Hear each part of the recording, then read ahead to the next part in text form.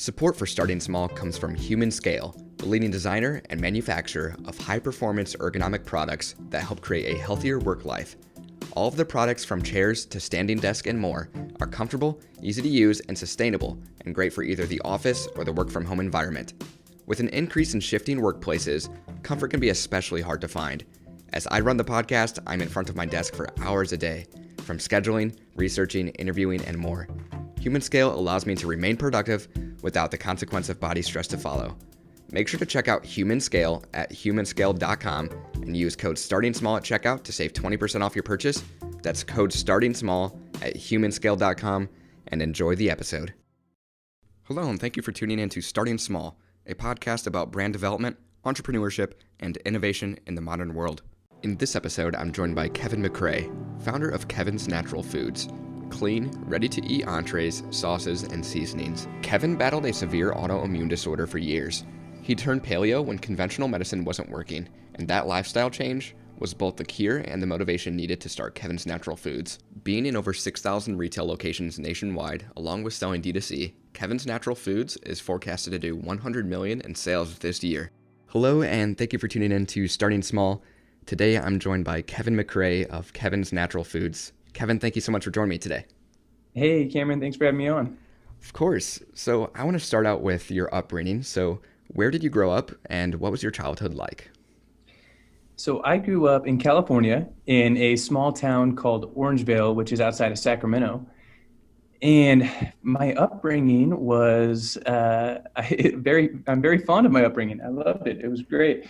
I had I had a very typical interests, sports, and friends, family trips involved, traveling around California, things like Disneyland and camping in Truckee.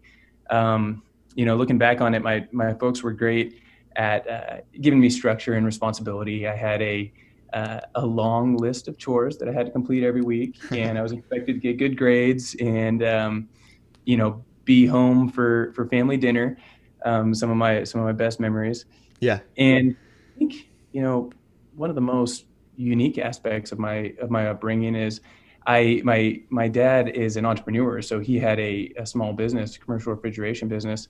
And so I had a front row seat to what it takes to own and operate a business day to day. I draw on that, every single day in my life now, running my own. And then even on my mom's side, she worked for a mortgage company, and she started with that company when they were 3 to 4 people, and they grew to be hundreds of people. And I knew most of the originals, like family, and met a lot of great mentors there, and even was able to call on some of those relationships and get some good advice after college. So in the early days, work was important to me, and it's been an important part of my life, all the way to where I am now. Awesome. So growing up, would you say that you had an entrepreneurship mindset, say selling products or just a classic lemonade stand or anything like that? What's funny is I'd say the entrepreneurial kick hit a bit in college, but in high school, not really. I'd say learn to value work in the early days. I got a job the second I could when I was 16 and never stopped working since. A restaurant job, by the way, which I recommend for every young person. Such a good place to start. It's dynamic, and for sure, you learn a lot of important skills. But by the time I got into college, I started getting that itch. I was a personal trainer. That's how I paid for college and paid my way through school. And that was the first time I was able to kind of start going off on my own and thinking about how to manage, at that time it was a service-based business. So it was my own book of business, my own generate, get my own clients and equipment and train folks. So that was my first kind of dabble with business. Awesome. So I saw that you went on to San Diego State University. What did you study there? I studied marketing. Okay. And then were you involved with any athletics or clubs? You said personal training, athletics or clubs, was that involved too? Not really. Most of the time was spent on school and work. I had a pretty grueling work schedule, involved early mornings, and then And then you know how it is in school. There's attending lectures and Yeah. staying up with homework. So it was mostly school and work focused. What would you say was your overall experience like in college? College was really useful. I Hmm. talked to folks that have mixed reviews on what they were able to apply from college and later on in their careers. For me, San Diego State had a great business program. They taught you the basics really well. From a marketing standpoint, I had a grasp on what you need to feel comfortable in most situations related to moving on and advancing a career in marketing, brand positioning, and they did a really good job on helping you frame business objectives versus communication objectives, and build marketing programs. And so I had a really positive experience there. And then just learning and starting to work and deal with people more in college through personal training. It was amazing how much you're able to learn just in a couple of years of working. So overall, great experience. It actually, I had my first kind of brush with adversity was when I actually got really sick in college. Mm, So that, which ultimately led to Kevin's Natural Foods in a roundabout way. wow. Amazing. Yeah. So yeah, following college then, prior to Kevin's Natural Foods, what kind of jobs did you end up working? So from there, I got what I considered, at least for my path, the best job right out of college. I went to work for an ad agency back home in Sacramento, and I absolutely loved it. I was obsessed with it. If you would have asked me then and asked me to fast forward 30 years, I would still be in advertising. And it was great for a few reasons.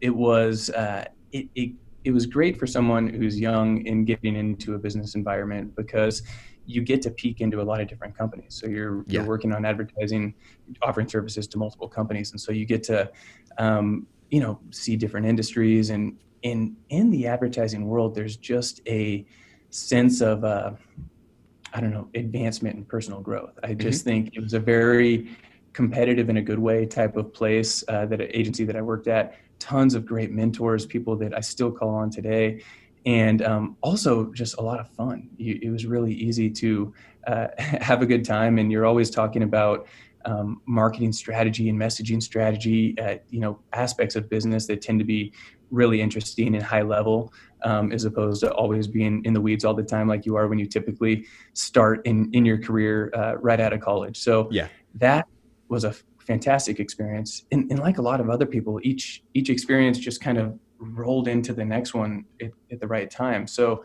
um, when I was at the ad agency, one of our biggest customers was a supermarket chain out here in California, and ultimately I got a job there, which was kind of phase two of my career, my first client side job, or a career not in an outside service firm, Hmm.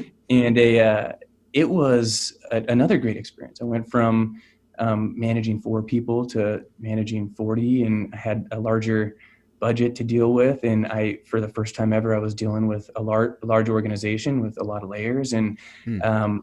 that was, again, fantastic experience. Was able to grow and expand my network. And then ultimately I bumped into the individual that I started Kevin's with. Mm. And that led to led to the next phase in this journey. Amazing. So yeah, let's get into Kevin's and the branch off from where you were previously at. So you were at this local market at the time when Kevin started. Was that correct? No, I had moved on. So they were that's local supermarket chain. Let's see, I was there. I had moved on to take on a really exciting, fun consulting project Okay. with Harley Davidson, and that was great. It was a brand strategy and retail project that I worked with another firm on, and I was looking for the next big thing. And I had met Dan Costa, who's the co-founder and CEO actually of Kevin's. We run the company together. He had actually, I met him when I was at Save Mart, and he had an idea for a meal kit company. Mm. And after he heard that I was on the market, he got in touch with me and said, "Do you want to team up and help me launch this meal kit company?" And he had this amazing background and history in the food business, and was had a great track record for growing companies. And I told him I didn't know anything about food manufacturing, but I had some experience in marketing and branding. Yeah. And he said, "Yeah, don't worry about it. I know food manufacturing, and I love what you do. So why don't you join the team, and I'll show you the rest." And so that's what got me into food manufacturing. And over time, I guess where Kevin's comes from, there's kind of two parallel paths happening. Mhm. One, we kind of put a bookmark in. That was when I was in college. I got sick with an autoimmune disorder that gosh, the first time nearly killed me. It was Mm. out of the blue. I was a completely healthy individual, and with a lot of autoimmune disorders, they present themselves in what's like a flare up is what they call, where you get an onset of symptoms, and different disorders have different symptoms. But I Mhm. started getting these flare ups with these awful symptoms that would put me in the hospital for like weeks at a time. And the doctors didn't know a what was triggering the symptoms or the flare ups, or b what how to prevent them. They knew how to treat them, and they knew what the disorder was, but they didn't know how to prevent them. So for years and years, I was in and out of the hospital dealing with these flare ups, like every 4 to 6 months or so. And Mhm. after I graduated, actually while I was at the ad agency, I had read that the paleo diet was good for managing autoimmune disorders, and so I gave it a shot, and it completely did the trick for me. For whatever reason, Wow. it was able to, it's got anti-inflammatory properties, and was able to avoid triggering these flare-ups that were so disruptive to my life. So that at this point, when I team up with Dan, I've been following this diet for years now, right? I'm eating Yeah. this way. I'm kind of like a health nut, and so that's just kind of happening in my personal life. I'm not really thinking much about it on the business front. And Dan and I are working on the meal kit line, and together we went through developing the line, and we ended up teaming up with a number of grocery stores across the country, and got up to about 2,000 stores, mostly with private label programs was kind of our focus, helping stores create their own programs to compete with like the Blue Aprons and HelloFresh, Mhm. meal kit companies of the world. And we had some real traction to the point where we were going to open our own manufacturing facility. And once we started breaking ground and laying that out, it was things had changed a little bit in that, first off, him and I had been working together for a few years. We knew each other a lot better. The market had evolved a bit. People started to care more about health. Mm. Lifestyle diets took off, like paleo and keto. When I started paleo, it was like a niche thing that nobody had ever really heard of. It was very Yeah. rare to find someone who was eating that way. But more importantly, just a alignment of what was bad for you was emerging. So people started to all agree that processed foods and sugar and harmful fats and hydrogenated oils and all of these factors that were essentially non-factors in the paleo diet, because you avoided them all, Yeah. were causing these health issues in the country. So here I am eating this way. We're about to have this factory or at our disposal, more capabilities, more flexibility, more capacity, and then we're paying attention to the consumer whose perception is changing around health, and there's this real passion around health. And Dan and I would go to the food shows, and we'd have be showing the meal kits at the food expos across the country, and the most popular one became the natural products show, and just this excitement around this arm of the industry. Yeah. And Dan's a big thinker, and at that point, it was I started having ideas around that. It was so easy to share them with him and see if he wanted to team up on them, and he was instantly in. It was like, why don't we take some of the capacity in our new plan and really focus on trying to change the world? Look at the people are getting sicker. For whatever reason, we have this weird oxymoron where you have an increase in awareness about what people need to eat. However, you still see rates of obesity and diabetes on the rise. It's not a awareness problem. For sure. And what him and I identified was it's a execution problem, actually pulling it off and working clean eating habits into your day-to-day life. that's the challenge for people. Thank you to the generations before us that educated folks on what to eat and why to eat it. Now it's up to us to take the baton and come up with food products that actually make it possible to eat better in your daily life. So that was the core idea. Wow. And then and he instantly was in and was like, let's give it a shot. And then it was up to us to figure out how to pull it off. Amazing. So, what made you conclude on self-naming the company at the time, Kevin's Natural Foods? Was it your previous experience that just kind of correlates the natural story very well, or where did that come from? It did kind of come from there. It was, it's, so we had everything for the launch of the company teed up except for the name. Okay. We were struggling with the name, and here's why. We had this big vision, and we still do, and it's even more, it feels like it is in our grasp these days. And the big vision was, we don't just want to go and take people who are already going to eat healthy and make it easier for them and make money off them. Yeah. We actually want to take folks that want to eat healthy, but can't do it today, and pull them into this world of kind of clean eating by making it easy and making it delicious. And so with that in mind, the name was really important. And at first we were playing around with all these like paleo specific names, because we were going to have all these paleo and keto certified products. And it was like, I don't know, what were some of the outtakes, like a stone plate or something caveman related.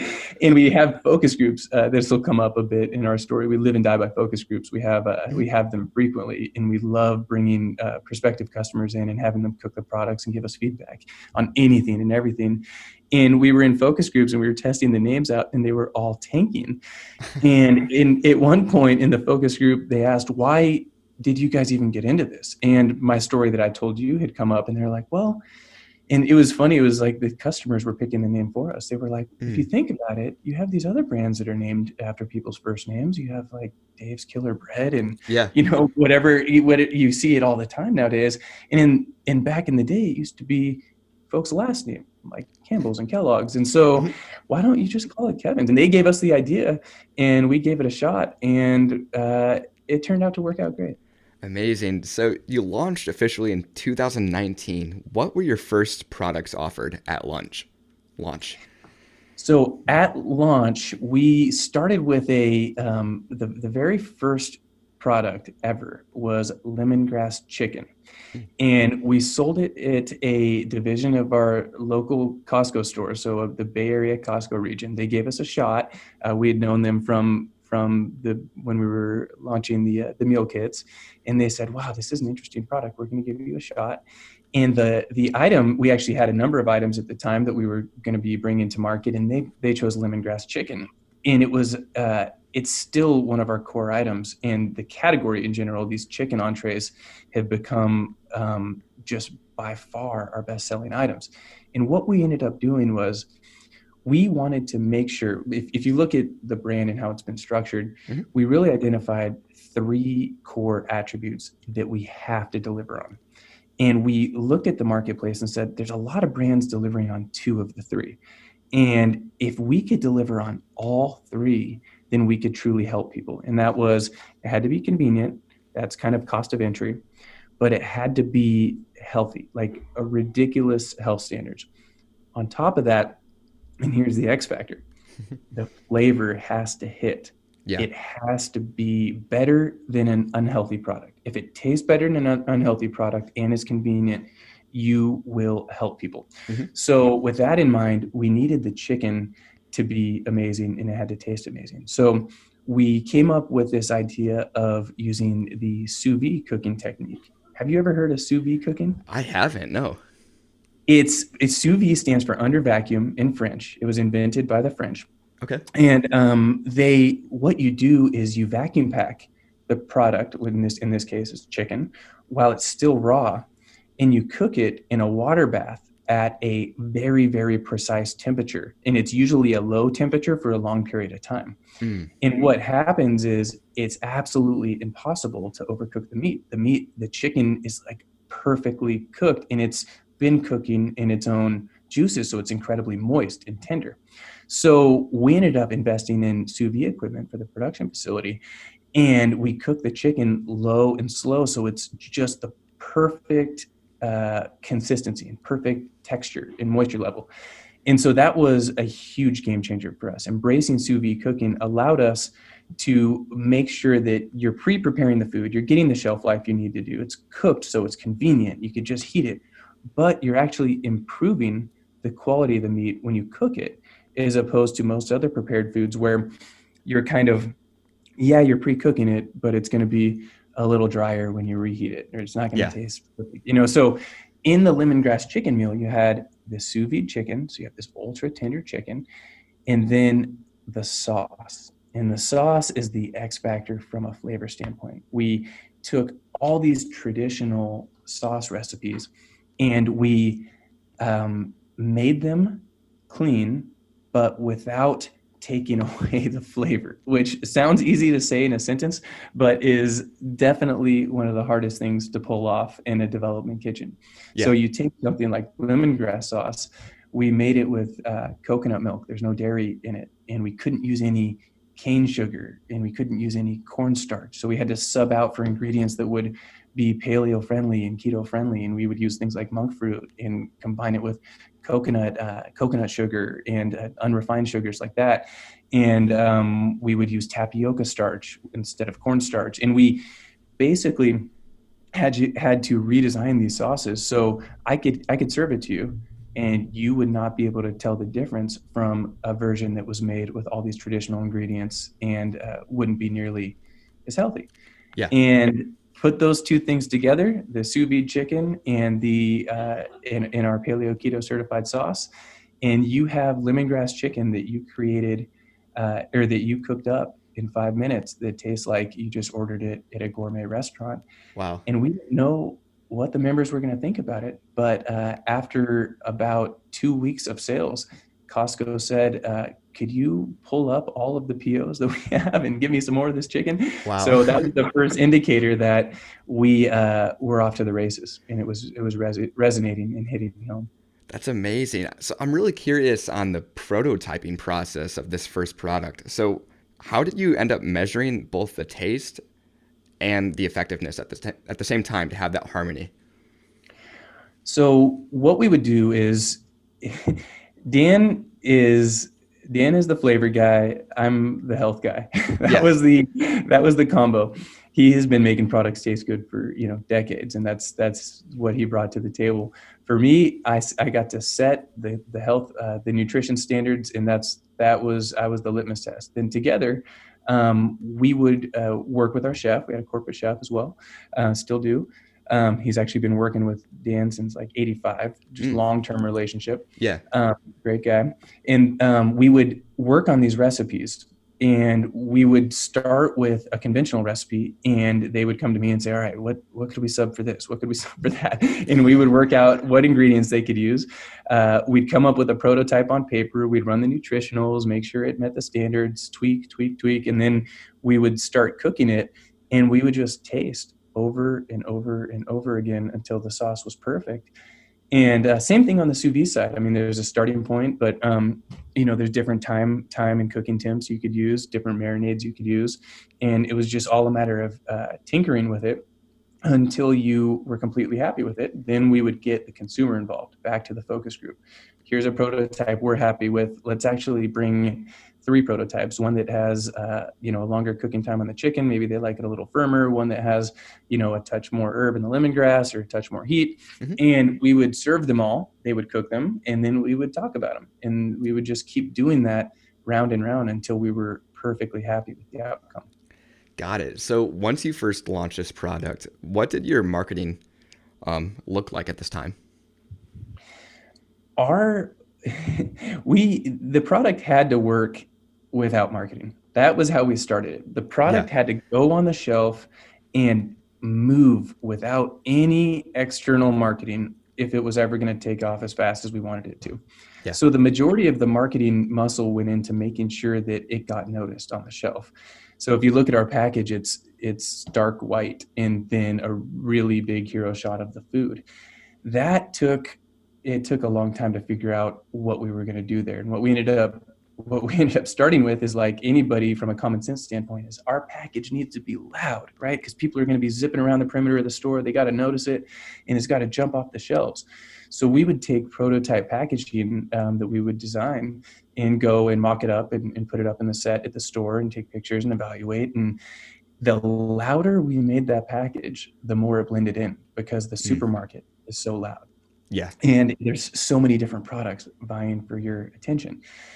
At some point we had the idea, why don't we just embrace, the white space, and maybe that will actually make it stand out more. And it turns out it did, and it had a nice kind of side effect of also looking very clean and natural. When we stumbled on it, we're like, that's it. It jumps off the shelf. Yeah. You see it, and it's a great way to represent a food forward, healthy brand. So that was the first big kind of marketing push, is make sure you can go on the shelf and fly off without doing anything.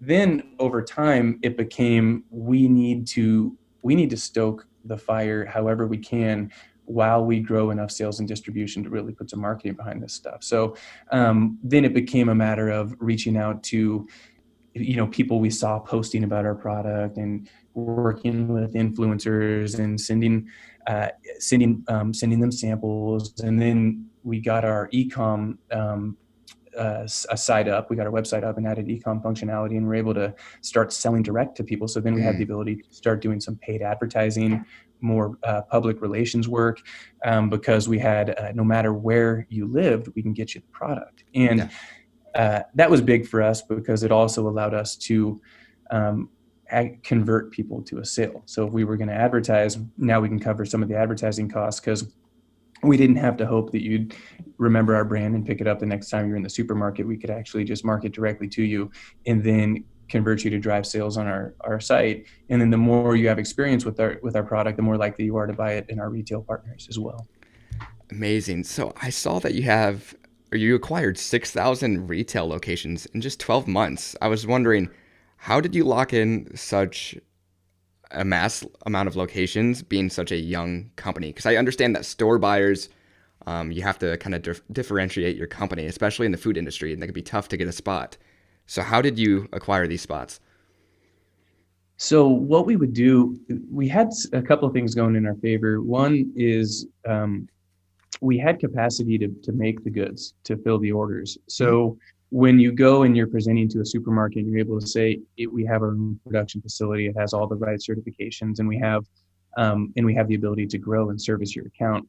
Even when you're young and you have some kind of experience and pedigree and reputation of being able to manufacture, that really helps in the early days. Yeah. Then the rest of it is the proof is in the pudding. So we would go, and before the pandemic, we would live on the road. That was kind of my zone, was getting out and recruiting the retailers. And we would go and we would just do cuttings like most presentations, and they liked the product. They liked the idea. It was the right time for the product, because that the product lives in most traditional retailers. It lives in what's called the HMR category, and that's a refrigerated entree zone in the stores that's known for convenience, but has been kind of ignored from an innovation standpoint. There hasn't been many healthy options that have kept that set exciting. So the retailer was actually, it was like music to their ears. They were so receptive, because they were like, here's a company that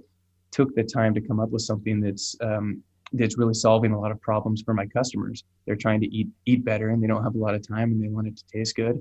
And then at the same time, there's this section in the store that I manage if I'm the buyer for that particular store. Yeah. And I don't have a lot of options that align with my corporate strategy, because there's not a supermarket out there that's not trying to deliver healthy products at a value to their customers right now. So it was definitely an undertaking from a getting out, getting the appointments, making sure the product performs, and selling. It definitely took a sales push, but the real work was in the positioning of the product.